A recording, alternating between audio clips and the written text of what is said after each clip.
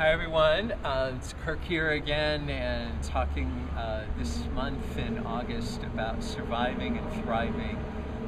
The work that Donnie and I do both in the Missing Thread with entrepreneurs and healers and change agents, and our work with our men's community called Flesh and Spirit Community has at the core of it this notion of surviving and thriving. When I was in grad school, I spent many years, and it was grad school was happening, and I'm studying about behavioral medicine, and AIDS comes along at the same time.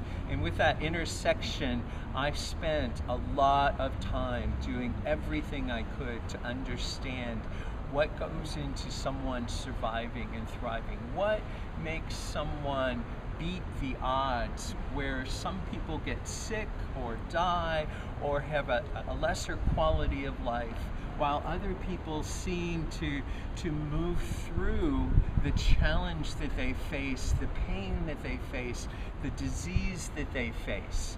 And in this last video that I did of kind of a personal testimony of moving through what I call the Stockholm Syndrome that I believe many have experienced. I think for many survivors and thrivers, they're people who are willing to defy the odds and who are willing to go deep inside and not hold sacred the Quran, the Bible, the Bhagavad Gita, any sacred writings as the truth, but to listen to what is the truth that they experience in their body, that those texts reflect back to them, that mirrors back the truth of those things. And what I've found is people who tend to survive and thrive have a spirituality oftentimes, and certainly have a viewpoint or a perspective of both hope, of power, of connectedness and safety. So no matter what's going on in their life, they keep coming back to finding a way through.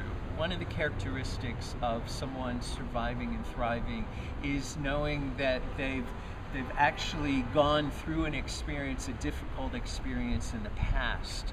And because they've gone through a difficult experience in the past, they're able to say, well, you know, I got through this, so I know in my body what it feels like to get through that.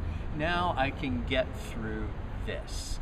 And that commitment to actually defy the odds, that 3 to 10% of all people who ever have any kind of even life-threatening disease always come through it, who do not actually die from that disease.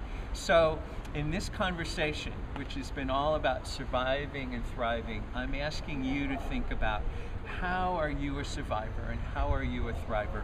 How are you defying the odds? And come into a conversation with us.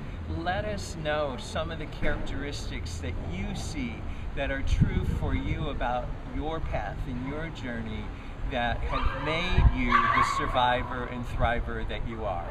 All right, thanks for being with us. Namaste.